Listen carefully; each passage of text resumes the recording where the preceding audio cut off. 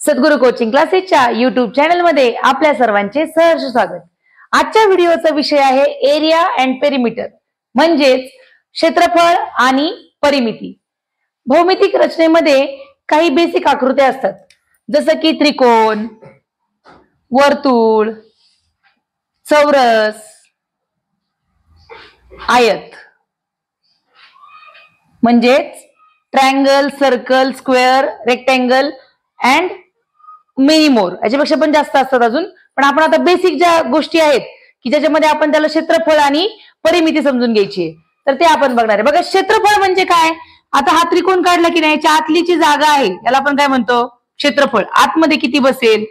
मग क्षेत्रफळ काढण्यासाठी आपल्याला कोणत्या कोणत्या गोष्टी, प्रत्येकाच्या आकृतीनुसार आपल्याला क्षेत्रफळ काढण्यासाठी वेगवेगळ्या गोष्टी आपल्याला हव्या असतात। आता हे वर्तुळ आहे, वर्तुळाचा आतला भाग म्हणजे काय म्हणतो आपण? हे झालं क्षेत्रफळ, हे झालं चौरस क्षेत्रफळ। आतला पूर्ण भाग हे आयताचं क्षेत्रफळ। मग आता प्रत्येक घटकामध्ये प्रत्येक घटकाचा वेगवेगळ्या याच्याने बनला, जसं की त्रिकोण 3 बाजूंनी बनला, वर्तुळाला एकच सर्क्युलर हे आहे, म्हणजे साईड नाहीये ती, पण एकच काय म्हणतो आपण? वर्तुळाकार भुजा आहे ती, ही जी आहे त्यालाच परिमिती असं म्हणतात। ह्या 3 बाजू मिळून ही परिमिती तयार होते। हा चौरस आहे, चौरसाच्या 4 बाजू मिळून परिमिती तयार होते। हा आयत आहे, आयताच्या 4 बाजू मिळून परिमिती तयार होते। पण इथं प्रत्येकाचे सूत्र आपल्याला लक्षात ठेवणं आणि सूत्र वापरून गणित करणं हे महत्वाचं असतं। आधी तुम्हाला परिमिती आणि क्षेत्रफळ यातला फरक सांगते। परिमिती म्हणजे काय? समजा हा मोबाईल आहे, याची जी कडा आहे, कडा, आता मग तुम्ही सांगा मला, हा मोबाईल कुठल्या आकाराचा आहे? आयत आहे, रेक्टँगल आहे, बरोबर? रेक्टँगल आहे, 4 बाजू आहे, चारही बाजूंची बेरीज म्हणजे परिमिती। म्हणजे काय? जी पण फिगर असेल तिच्या सगळ्या बाजूंची बेरीज म्हणजे आपण परिमिती म्हणतो।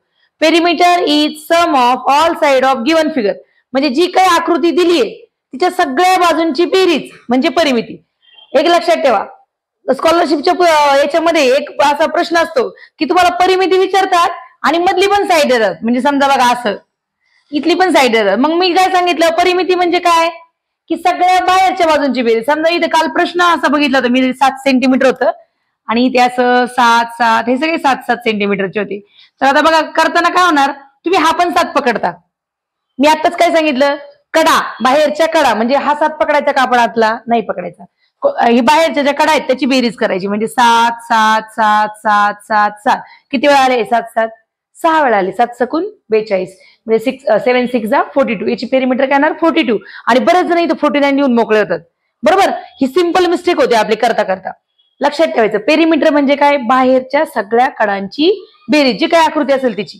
आता वर्तुळ असेल तर वर्तुळाची, त्रिकोण असेल तर त्रिकोणाची, पंचकोण असेल तर पंचकोणाची, षटकोण असेल तर षटकोणाची, अशी ती परिमिती असते।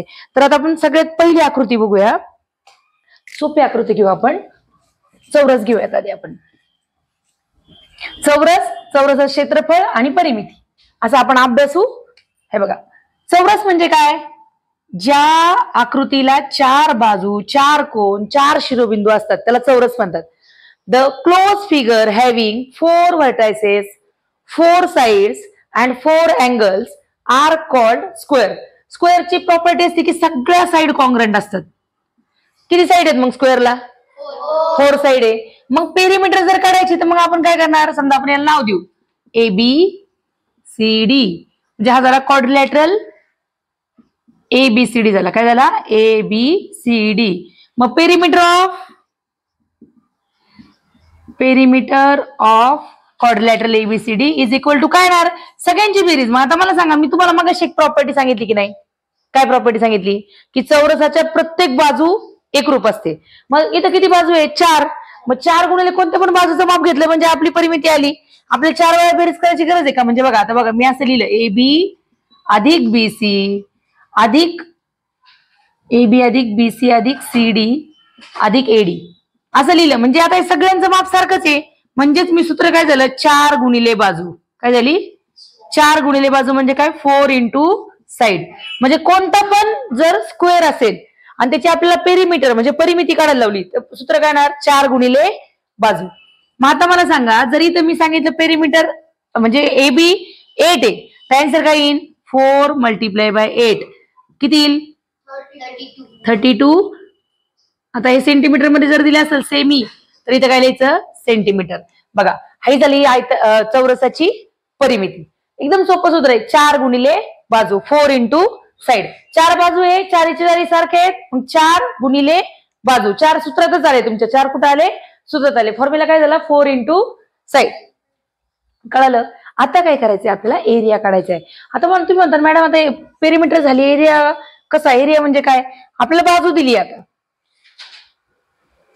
एरिया काढताना तुम्हाला बघा सगळ्यात पहिले काय सांगितलं? एरिया काढताना आपण 1 सेंटीमीटर बाय 1 सेंटीमीटरचे किती स्क्वेअर होतील असं आपण काढतो. म्हणजे याचे किती तुकडे होतील? आता समजा इथे 8 आहेत, तर आपण अशा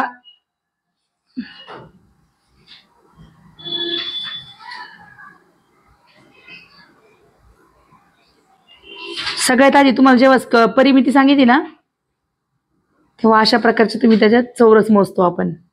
पण प्रत्येक वेळेस चौरस मोजून करणं शक्य नसतं, म्हणून आपण काय करतो? सूत्रानुसार काढतो. बघा आता हा काय केलं मी इथं? ह्या सगळ्या आकृतीला एका 1 सेंटीमीटर बाय 1 सेंटीमीटरच्या स्क्वेअर मध्ये कन्वर्ट केलं असं समजा. पण आता तुम्हाला हे स्क्वेअर मोजायला पण किती वेळ लागेल? खूप वेळ लागेल. मग असं करून आपण सूत्र काढतो. हे 8 स्क्वेअर आहे आणि हे 8 स्क्वेअर आहे, म्हणजे ही बाजू आणि ही बाजू.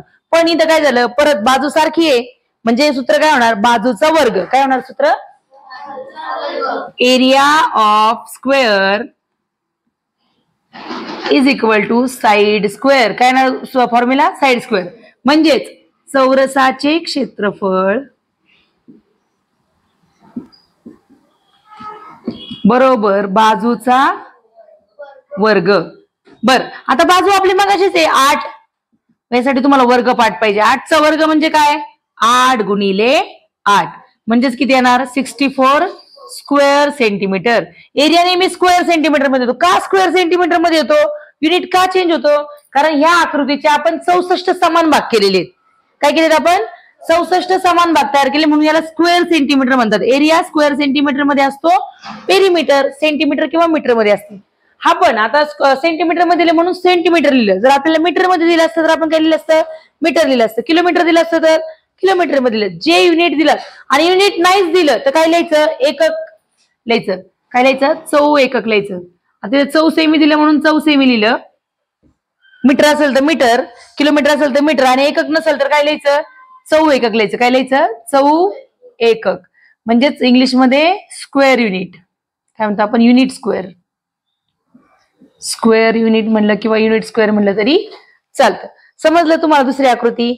आता पुढच्या आकृतीकडे जायचं. पुढची आकृती घेऊया आपण आयत. कोणती घेऊया? आयत घेऊया. आता आयताचे पण तुम्हाला गुणधर्म माहिती पाहिजे. आकृती कशी तयार होते? आता आयताकृती काय होतं बघा. मग अशी आपला माझा मोबाईल होता आयताकृती, बरोबर. आता हा आयताकृती मोबाईल आहे. आता बघा तुमच्या बघितल्या लक्षात आलं पाहिजे की ही लांबी आणि ही रुंदी. ह्या बाजू सारखी सेम बाजू कुठे आहे? खाली. आणि ह्या बाजू सारखी सेम बाजू कुठे आहे? ह्या बाजूला. म्हणजे आयतामध्ये समोरासमोरच्या बाजू एकरूप असतात. हा गुणधर्म तुम्हाला बघितल्या कळलं पाहिजे. प्रत्येक कोण काटकोन आहे आणि समोरच्या बाजू एकरूप आहेत. समोरच्या मग ही लांबी लांबीला सारखी आहे आणि ही रुंदी रुंदीला सारखी आहे. ही लेंथ आणि ही ब्रीथ आहे. ही लेंथ किती वेळा आली? 2 वेळा. आणि ब्रीथ किती वेळा आली? 2 वेळा. मग पेरिमीटर काढताना फॉर्म्युला तयार होताना चारही बाजूची जेव्हा आपण बेरीज करतो, हा रेक्टँगल आहे बघा. ही आहे लेंथ आणि ही आहे ब्रीथ. ही पण लेंथ आणि ही पण काय झाली? ब्रीथ. ह्या दोन्ही अशाच्या खुणा असतात ना, याचा अर्थ असतं की ह्या दोघी सारखे आहेत. लेंथला लेंथ सारखी आणि ब्रीथला ब्रीथ सारखी. याला म्हणतो आपण लांबी आणि याला म्हणतो आपण रुंदी, बरोबर. आता आपण परिमिती काढूयात. इथं काय आहे? आयताची परिमिती. आयताची परिमिती सूत्र काय येणार? मग चारी बाजूची बेरीज. नाव देऊ आपण पी क्यू आर एस. आता बघा P Q plus Q R plus R S आणि प्लस पी एस. आता मला सांगा यातला पी क्यू काय आपला? एल. क्यू आर काय आहे? बी. आर एस काय आहे? एल. आणि पी एस काय आहे? बी. म्हणजे बघा इथं काय आलं? 2 वेळा एल आले आणि 2 वेळा बी आले. 2 वेळा लांबी 2 वेळा रुंदी आली ना. मग आता आपण हे 2 जे ते कॉमन बाहेर काढले. सूत्र काय तयार झालं? आयताची परिमिती बरोबर 2 कंसात लांबी अधिक रुंदी. काय सूत्र झालं?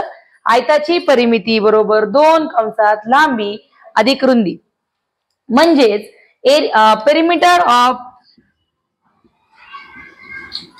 Perimeter of rectangle is equal to 2 in bracket L plus B. Perimeter ही सेंटीमीटर, मीटर आणि किलोमीटर मध्ये असणार, कारण ही आपण फक्त जे युनिट दिलं तेच ठेवतो, आपण त्याला स्क्वेअर, सेंटीमीटर वगैरे लिहित नाही. समजा लांबी असती 25 आणि रुंदी असती 10, तर परिमिती किती आली असती बघा. आपण किमती घालू आता. 2, लांबी किती 25, रुंदी किती 10. या दोघांची बेरीज करायला लागेल आधी. आपल्याला कंचे भागू बेव म्हणजे बोर्ड हो मॉसच्या नियमानुसार आधी ब्रॅकेट सॉल्व्ह करायला लागतो. मग ब्रॅकेटच्या आधी बेरीज करायला लागेल. 25 आणि 10 किती झाले 35. 35 दुने 70. 70 सेंटीमीटर आलं. काय आलं हे 70 सेंट. समजलं तुम्हाला? काय सूत्र एकदम सोपी गोष्ट आहे. याच्यामध्ये आपल्याला फक्त बेरीज करायची. म्हणजे कोणत्याही लहान मुलाला, अगदी पहिलीच्या मुलाला जरी सांगितलं की सगळ्या बाजूंची बेरीज कर, तर तो करू शकतो की नाही? पहिली दुसरीची मुलं पण करू शकतात. सोपं आहे. फक्त काय होतं, आपल्या प्रॅक्टिस मध्ये नसलो की आपण काय होतं, कन्फ्युज होतो की आपल्याला काय करायचं, नेमकं काय दिलंय हे लक्षात येत नाही. त्यामुळे वारंवार काय पाहिजे, रिव्हिजन पाहिजे. मध्ये मध्ये टच झालं पाहिजे की बाबा हा परिमिती म्हणजे हे, बाजूंची बेरीज. आता याचं आपल्याला क्षेत्रफळ काढायचंय. बघा, एरिया ऑफ रेक्टँगल. आतापर्यंत दोन्ही सूत्र सोपे आहेत बघा. एरिया ऑफ रेक्टँगल म्हणजे काय करणार आपण, खूप सोपं सूत्र आहे. लेंथ इंटू ब्रीड म्हणजे काय मराठीत, आयताचे क्षेत्रफळ बरोबर लांबी गुणिले रुंदी. काय आहे, लांबी गुणिले रुंदी. बर, आता आपण किंमत घालूया. लांबी काय आपली 25 आणि रुंदी काय आहे 10. बर, 25चा पाडा येतो सगळ्यांना. 25 आहे किती 25 10 जा 250. किती आले 250 स्क्वेअर सेंटीमीटर. 100 सेमी. काय म्हणायचं इथं 100 सेमी. म्हणजे आपण याचे जर 1 सेंटीमीटरच्या स्क्वेअर मध्ये जर आपण त्याला डिवाइड केलं असतं तर किती स्क्वेअर आले असते तिथं 250 स्क्वेअर आले असते. समजलं इथपर्यंत? सोपं होतं बघा. छोट्याच गोष्टी आहेत एकदम. आतापर्यंत आपण मध्ये कुठंच नाही आलं. दोन्हीकडे आपल्याला काय करायला लागला, गुणाकारच करायला लागलेला आहे. गुणाकार तुम्हाला सोपं होता. तर पुढे आपण त्रिकोण जाणार आहे, त्रिकोणाकडे जाणार आणि सगळ्यात शेवटी वर्तुळ बघूया. पुसू मी, सगळ्यांना समजलं? ओके. आता पुढची जी आकृती आहे तो आहे त्रिकोण. त्रिकोणाची परिमिती तर अगदी सोपी आहे. काय त्रिकोणाची परिमिती, मी आता काय सांगितलं तुम्हाला, त्रिकोणाचं नाव घेऊ XYZ. बरोबर. त्रिकोणाची परिमिती म्हणजे तिन्ही बाजूची बेरीज. पहिले त्रिकोण काय आपण समजून घेऊ. बघा माझ्या मागे म्हणा, the close figure having 3 vertices, 3 sides and 3 angles is called triangle. म्हणजे ज्या बंद आकृतीला 3 शिरोबिंदू, 3 बाजू आणि 3 कोण असतात त्या आकृतीला त्रिकोण असे म्हणतात. परिमिती म्हणजे काय मग, परिमिती म्हणजे सर्व बाजूंची बेरीज. कोणत्या बाजूंची बेरीज, सर्व बाजूंची. मग आता त्रिकोण XYZ ची परिमिती काय करणार आपण, तिन्ही बाजूची बेरीज करणार. मग काय येणार XY, बेरीज करू आपण XY अधिक YZ अधिक XZ. समजा याचं बाजू आहे 8, याची 9 आणि याची 7. तर काय होणार बेरीज बघा, 8 + 9 + 7 किती झाले, आन्सर किती आलं 8 आणि 9 17. 17 आणि 7 24 सेंटीमीटर. कळालं? Perimeter of XYZ, perimeter of triangle XYZ. दोन्ही विषयात आपल्याला मराठीत पण समजलं पाहिजे गणित आणि इंग्रजीमध्ये पण समजलं पाहिजे, कारण स्पर्धा परीक्षेला गणित मराठीतून येतं बऱ्याच जणांना. त्यामुळे आपल्याला दोन्ही लँग्वेज मध्ये गणित समजलं पाहिजे. ओके. आता बघा पुढे नेक्स्ट. आता एरिया काढायचा, पण एरिया काढायला दिलेली माहिती सफिशियंट नाहीये. एरियाला आपल्याला काय लागती, उंची लागते. उंची आता तुम्हाला सांगते मी उंची कशी काढतो आपण. हा पाया आहे, म्हणजे याच्यावर त्रिकोण उभा राहिला ना, याला काय म्हणतो आपण, पाया. काय म्हणतो याला, त्याला इंग्लिश मध्ये म्हणतात बेस. काय म्हणतात याला, त्रिकोणाला नाव देऊ आपण, समजा XYZ नाव दिलं आणि X पासून आपण लंब रेषा काढली. लंब रेषा म्हणजे काय, 90 मापाचा कोन येईल अशी रेषा काढली. बरोबर. आणि इथं काय नाव दिलेलं डब्ल्यू, म्हणजे काय काढला एक्स डब्ल्यू लंब काढला आपण पाया वाय झेड वर, म्हणजे साईड वाय झेड वर एक्स डब्ल्यू लंब काढला. म्हणजे ह्याला काय म्हणतो आपण मग त्रिकोणाची उंची म्हणतो. काय म्हणतो आपण त्याला? उंची म्हणजे HEIGHT हाईट. काय म्हणतो आपण याला? हाईट. हा बेस आणि ही हाईट. आता एखाद्या त्रिकोणाचं क्षेत्रफळ काढण्यासाठी आपल्याला त्याचा पाया आणि उंची माहिती असायला हवी लागते, म्हणजे माहिती असावी लागते, तर आपण काढू शकतो. आणि आता 8वीच्या पुस्तकामध्ये तुम्ही म्हणता मॅडम तिन्ही साईड माहिती असेल तर काढू शकतो का आपण? हो काढू शकतो. त्याला हेरॉन्स फॉर्म्युला म्हणतात, पण तुम्हाला तो आता नाहीये, 7वी पर्यंत नाही. 7वीच्या पुढे गेल्यावर जेव्हा तुम्ही 8वीला जाल तेव्हा 8वीला गेल्यानंतर तुम्हाला ते हेरॉन्स फॉर्म्युला म्हणून आहे, आणि त्याच्यामध्ये तुम्हाला 3 बाजू दिल्या ना तरी तुम्हाला 3 बाजू दिल्यानंतर सुद्धा क्षेत्रफळ काढता येतं, पण ते आता नाहीये, ते तुम्हाला इयत्ता 8वी मध्ये आहे. तर आता मी तुम्हाला साधं क्षेत्रफळ सांगणार आहे, जे की एरिया म्हणजे आपण असं म्हणतो एरिया ऑफ ट्रायंगल XYZ, म्हणजे आपण मराठीत असं लिहू शकतो त्रिकोण XYZ चे क्षेत्रफळ बरोबर 1/2 पाया गुणिले उंची. काय आलं? पाया गुणिले उंची. म्हणजेच इंग्लिश मध्ये 1/2 बेस इंटू हाईट. काय आलं? आलं बेस हाईट. आता समजा आपण याचा बेस घेतला 16 आणि हाईट घेतली 9 सेंटीमीटर. काय घेतलं बघा? 16 आणि 9. एक्झाम्पल घेतलं मी. बेस काय पकडला? बेस इज इक्वल टू 16 आणि हाईट इज इक्वल टू 9. आता यात व्हॅल्यू घालू आपण. मग अशी तुम्हाला मी काही गणित दिले होते ना प्रॅक्टिससाठी, त्या अशाच प्रकारचे होते. याचं कटिंग तुम्हाला जमलं पाहिजे. ह्या इथून पुढे तुम्हाला चॅलेंजिंग आहे. आता वर्तुळात क्षेत्रफळ, त्रिकोणात क्षेत्रफळ म्हणले की आपण मध्ये येतं. आता तुम्हाला एकदम सोपा फॉर्म्युला बघा. बेस काय आहे? 16 आणि हाईट काय आहे? 9. बर, काही विद्यार्थ्यांना कटिंग समजत नाही. काय करायचं कटिंग? कटिंग म्हणजे काय की या 2नी कोणाला भाग जातो का बघायचे. 2नी 9ला भाग जाऊ शकत नाही, कारण पूर्ण भाग जात नाही. भाग जाईल, उत्तर येईल 4.5, पण आपल्याला पॉईंट मध्ये उत्तर नकोय. पूर्ण भाग कुणाला जातोय का? हो जातोय. कुणाला? 16 ला जातोय. मग आपण काय करतो? कटिंग करतो. 2 1 जा 2 आणि 2 8 जा 16. आता वर काय राहिले? 8 1 जा 8 आणि 8 9 जा 72. आन्सर काय आलं? 72 स्क्वेअर सेंटीमीटर. बरोबर. ही झाली एक मेथड. पण काही मुलांना नाही कळत की बाबा कटिंग कशी करायची वगैरे वगैरे. मग फॉर्म्युलाच काय झाला? तुम्हाला मी काय सांगितलं मगाशी, वर ज्या संख्या आहेत म्हणजे न्यूमरेटरला जे आहे त्याचा गुणाकार करायचा. मग काय झाले? 16 9 जा किती झाले? मी सेम इकडे स्टेप करून दाखवते बघा.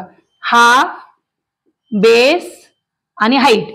मग 6 आता मी वरचं सगळ्यांचं मल्टिप्लिकेशन करणार. 16 1 जा 16 आणि 16 9 जा 144. आता 144 ने 2 ला डिवाइड करायचे सातपुते. काय करायचं आपल्याला?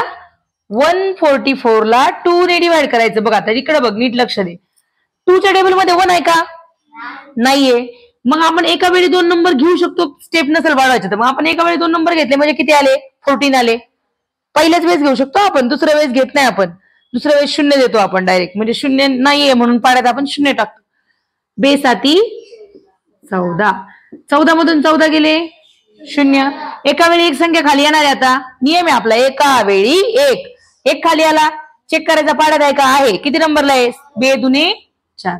2 2 जा, रिमाइंडर 0 आली. आन्सर किती आलं? 72. याचं पण उत्तर 72 आलं, याचं पण 72 आलं. पण इथं काय झालं? कॅल्क्युलेशन आपल्याला जास्त करायला लागलं. काय करायला लागलं? जास्त कॅल्क्युलेशन करायला लागतं. त्यामुळे कटिंग शिकून घ्या. कटिंग शिकणं म्हणजे काय असं खूप अवघड काही काम नाहीये. पाड्यात जर संख्या असेल तर आपण तिला बारीक करतो आणि मग गुणाकार करतो. गुणाकार करून परत भागाकार करायचं म्हणलं आपलं काम वाढतं की नाही. आता इथं तोंडी उत्तर होतं बघा. मी काय केलं? 2 8 जा 16 आणि 8 9 जा टेबल लगेच पाठवता. 8 9 जा 72. किती सेकंदात उत्तर आलं? 5 सेकंदात. आणि इकडचं उत्तर करायला मग आपण याला गेलं 16 1 जा 16, 16 9 जा 144. 144 ला 2 ने डिवाइड केलं.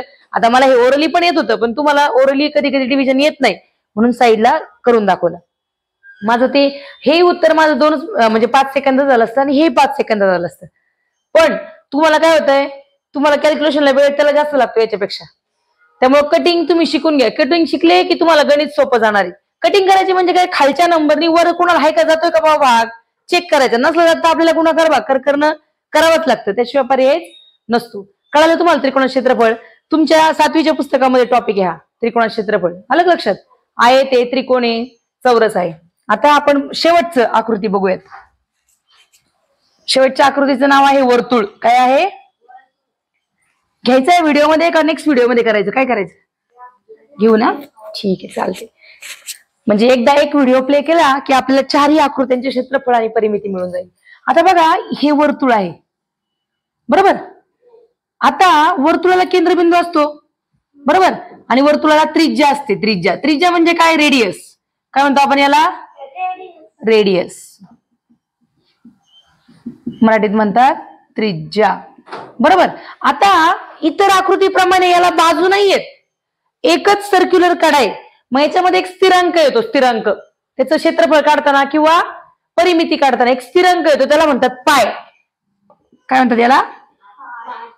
ह्या पायची किंमत असती. ह्या पायची किंमत असती 22/7 किंवा यालाच आपण छोट्या रूपात घ्यायचं तर 3.14 घेतो. किती घेतो? 3.14 घेतो. काय आलं? 22/7 किंवा 3.14. ज्या ठिकाणी 7 नी भागणारी संख्या नसेल त्या ठिकाणी 3.14 घेऊन उत्तर काढलं तरी चालतं. हे किंवा हे दोन्ही सारखे आहेत. तुम्ही 22/7 वापरा. 22/7 कधी वापरतात? जेव्हा 7च्या पटीतल्या संख्या असेल तेव्हा 22/7 वापरायची. जेव्हा 7च्या पटीतल्या संख्या नसतील तेव्हा 3.14 वापरायचं, म्हणजे 3.14. हा स्थिरांक कळाला. आता आपल्याला परिमिती काढायची. आता ही बांगडी आहे, गोल आहे. आता मला समजा याची परिमिती काढायची. मी काही बांगडी तोडून सरळ करून बघणार का? शक्य आहे का? प्रत्येक वेळेस आपले ताट आहेत, ताटाची परिमिती काढायची, बांगडीची परिमिती काढायची. प्रत्येक वेळेस आपण कापून सरळ करून बघू शकत नाही ना. मग त्यासाठी आपल्याला सूत्र माहिती पाहिजे. तर ह्या आता आपण जसं परिमिती म्हणतो की बाकी सगळ्या आकृतीला परिमिती म्हणतो, तसं याला वेगळा शब्द आहे, सर्कमफरन्स शब्द आहे. काय शब्द आहे? Circumference of circle. म्हणजेच मराठीत शब्द आहे वर्तुळाचा परीघ. काय शब्द आहे? वर्तुळाचा परीघ. बरोबर. सूत्र आहे 2πr किंवा πd. काय सूत्र आहे? बर. आता तुम्हाला पहिले तुम्हाला इयत्ता 5वी पासूनच सर्कल आहे. 4थीला पण दाखवलं होतं सर्कलची आकृती अशी असती, त्याला केंद्रबिंदू म्हणतात. 4थीच्या पुस्तकात सुद्धा होतं की केंद्रबिंदू, त्रिज्या, व्यास आणि जीवा हे सांगितलं होतं. 4थीच्या पुस्तकात पहिले इंट्रोडक्शन होतं. 5वीला काय सांगितलं? तुम्ही गुणधर्म शिकले. काय? वर्तुळाची त्रिज्या ही व्यासाच्या निम्मी असते आणि व्यास त्रिज्येच्या दुप्पट असतो. म्हणजे समजा हा 5 सेंटीमीटर त्रिज्या असती तर डायमीटर किती आला असता? r गुणिले 2. काय सूत्र आहे त्याचं? 2r. काय सूत्र? 2r. 2 गुणिले 5 म्हणजे किती आला असता? 10 आला असता. बघा मी इथं काय केलंय? हे 2r लिहिले आणि इथं πd लिहिला. म्हणजे दोन्ही सूत्र काय आहे? सारखे. तुम्ही जर तुम्हाला व्यास माहिती असेल तर πd वापरायचा आणि जर तुम्हाला त्रिज्या माहिती असेल तर तुम्ही 2πr वापरायचं. दोन्ही सूत्र सारखे आहेत, काही त्याच्यात बदल नाही. इथं काय केलंय? d च्या ऐवजी 2r टाकला, कारण मी तुम्हाला आधी सूत्र सांगितलं डायमीटर म्हणजे व्यास हा त्रिज्येच्या दुप्पट असतो. मी इथं काय केलं? व्यासाच्या ऐवजी काय केलं? 2r टाकले किंवा 2r च्या ऐवजी d टाकला. तुम्हाला आकृतीत जे दिलं असेल गणितामध्ये ते घेऊन तुम्ही वापरायचं. आता समजा आपल्या इथं आपण काय घेतलंय? इथं आपण 7च्या पटीतली रेडियस घेऊ. आपण समजा इथं घेऊ रेडियस घेऊ 28. किती घेऊ? 28. आता 28 जर रेडियस घेतली तर डायमीटर किती आला? 28 दुने 56 आला. किती आला? 56 सेंटीमीटर. आता मी तुम्हाला दोन्ही सूत्र घालून दाखवते. बघा, आधी आपण 2πr वाला बघू आणि मग πd वाला बघू. बघा, 2π ची व्हॅल्यू काय घ्यायची? 22/7. r किती घ्यायचा? 28. आता बघा तुम्हाला कटिंग कशी कामाला येणार आहे. कशी येणार कामाला? 7च्या पाड्यात 28 आहे का? 7च्या पाड्यात 2 नाहीये, 7च्या पाड्यात 22 नाहीये, पण 7च्या पाड्यात 28 आहे. खालची संख्या बघितली आपण 7ला. आपण पहिले काय करायचं? खालचा जो डिनोमिनेटर तो घालवायचा प्रयत्न करायचा. उरलं काय असतं? मग मल्टिप्लिकेशनच उरलेलं राहतं, काही उरत नाही परत. बरोबर. मग आता इथे काय केलं आपण? 7 1 जा 7च्या टेबलमध्ये 28 किती नंबरला आहे? 4. आता उरले काय? वरचे गुणाकार उरला. मग आता काय राहिलं? 22 दुने 44. 44 चोक 4 चोक 16. 4 1 4 चोक 16 1 17. किती आली पेरिमीटर? 176 आली. बरोबर. आता सेम आपण दुसरं सूत्र वापरून मी शेजारीच करून दाखवते. काय सूत्र होतं दुसरं? πd. काय होतं? πd. डायमीटर किती आला आपला? 56 आला होता. पायची व्हॅल्यू 22/7 गुणिले 56. आता काय केलं आपण? काय करणार? 7च्या पाड्यात 56. आपल्याला पाढे नीट पाठ पाहिजे. सगळ्यात बेसिक गोष्ट म्हणजे गणिताची पाढे आहेत. तुम्हाला रोज आल्यावर पाढे वर्ग घन लिहिण्याचं हेच कारण आहे की बाबा आपल्याला पाढे नीट पाठ पाहिजे. उलटा सरळ आडवा तिडवा कसा जरी विचारला तरी पाडा म्हणता आला पाहिजे, सांगता आला पाहिजे. बर, 7च्या पाड्यामध्ये 56 किती नंबरला आहे? 8 नंबरला. 7 1 7, 7 8 56. 22 8 राहिले किती? 22 आणि 8 राहिले. मगच आन्सर आहे 8 2 16, 1 कॅरी ओव्हर. 8 2 16 plus 1 17 centimetre. बघा हे पण उत्तर आणि हे पण उत्तर काय आलंय? सारखं आलं. म्हणजे सेम फॉर्म्युला सेम आहे ना. दोन आरच्या ऐवजी आपण डी वापरलाय. डायमीटर दिला असेल तर पाय डी वापरायचा, रेडियस दिली असेल तर 2 पाय आर वापरायचा. समजलं इथपर्यंत? आता वेळ आहे क्षेत्रफळाची. शेवटचा टॉपिक राहिला आता आपला, हेच घेऊयात आपण. रेडियस तेच ठेवूया आणि क्षेत्रफळ बघूया. आता क्षेत्रफळ म्हणजे मग अशी तुम्हाला समजून सांगितलं ना मी, हा आतला भाग म्हणजे काय? क्षेत्रफळ. मग आता एरिया ऑफ सर्कल म्हणजेच वर्तुळाचे क्षेत्रफळ.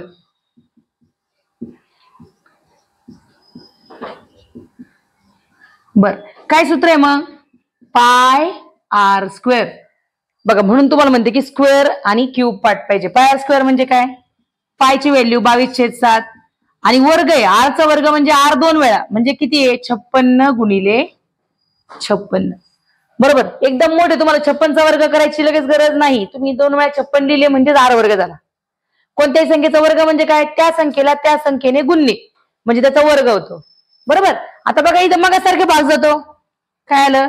7 1 7, 7 8 56. आता सगळे खालचे 7 गेले, 1 राहिले म्हणजे काहीच नाही राहिलं. वर काय राहिलं? 22 8 56. 3 वेळा गुणाकार आहे की नाही? पहिले सोपं गुणाकार करून घ्यायचं. 22 गुणिले 8 किती आले होते? मग अशीच केले आपण. किती आले होते? 176 मल्टिप्लाय बाय 56. आता मागच्या पानावर जायचं, गुणाकार करून बघायचं शांतपणे. काहीच गडबड करायची नाही, कारण गुणाकार करताना एक जरी गोष्ट चुकली, एक जरी हातचा घ्यायचा राहिला तरी अख्खा गुणाकार चुकतो, किंवा बेरीज जरी करायची राहिली तरी आपलं पूर्ण चुकतं. त्यामुळे गुणाकार भागाकार डोळ्यात तेल घालूनच करायची, काळजीपूर्वक करायची. डोळ्यात तेल घालायचं म्हणजे तेलात वाटीत डोळा नाही घालायचं किंवा तेलात डोळे नाही घालायचे, तर काळजीपूर्वक करायचं. लक्षात. 6 6 36, हातचे आले 3. 7 सकून 42, 42 आणि 3 45, हातचे आले 4. 6 1 6 आणि 4 10. याच्याबरोबर गुंताना स्टेपचा 0 किंवा क्रॉस मारतात बरेच जण, असं काही पण चालतं. आता हातचे आपल्याला परत लिहायला लागतील. 5 7 30, हातचे आले 3. 7 5 35 आणि 3 38, हातचे आले 3. 5 1 5 आणि 3 8. आता बेरीज पण व्यवस्थित करायची. 6 अधिक 0 6, 5 अधिक 0 5, 8 अधिक 0 8, 8 आणि 1 9. उत्तर किती आलं? 9856. आता हे क्षेत्रफळ आहे ना, म्हणून याचं युनिट काय लिहायचं? स्क्वेअर सेंटीमीटर लिहायचं. काय लिहायचं? चौसेमी. काय लिहायचं? चौसेमी. अशा प्रकारे आपलं वर्तुळाचं क्षेत्रफळ आपण काढायला शिकलो. बघा ह्या जॉमेट्रिक ज्या आकृत्या होत्या, आपण आज काय बघितला? त्रिकोण बघितला, वर्तुळ बघितलं, आयत बघितला आणि काय बघितला? चौकोन बघितला. अशा प्रकारे आपण परिमिती आणि क्षेत्रफळ काढायचं शिकलेलं आहे. बघा काही नाही, त्यात कॅल्क्युलेशन आहे. कॅल्क्युलेशन व्यवस्थित करायचं. सूत्र माहिती पाहिजे, सूत्रामध्ये किमती घालता आल्या पाहिजे. किमती घातल्यानंतर कॅल्क्युलेशन करून उत्तर काढता आलं पाहिजे. अशा प्रकारे आपला सोपा टॉपिक आज कव्हर केलेला आहे. आशा आहे तुम्हाला सगळा व्हिडिओ कळाला असेल. पुढच्या व्हिडिओमध्ये आपण भेटूयात. धन्यवाद.